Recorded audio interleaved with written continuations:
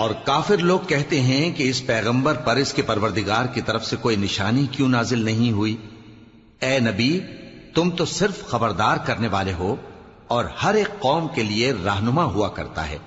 اللہ ہی اس بچے سے واقف ہے جو عورت کے پیٹ میں ہوتا ہے، اور وہی پیٹ کے سکڑنے اور بڑھنے سے بھی واقف ہے، اور ہر چیز کا اس کے ہاں ایک اندازہ مقرر ہے۔ وہ چھپی اور ظاہر چیزوں کا جاننے والا ہے، سب سے بزرگ ہے، عالی رتبہ ہے۔ کوئی تم میں سے چپکے سے بات کہے یا پکار کر، یا رات کو کہیں چھپ جائے یا دن کی روشنی میں کھلم کھلا چلے پھرے، اللہ کے نزدیک برابر ہے۔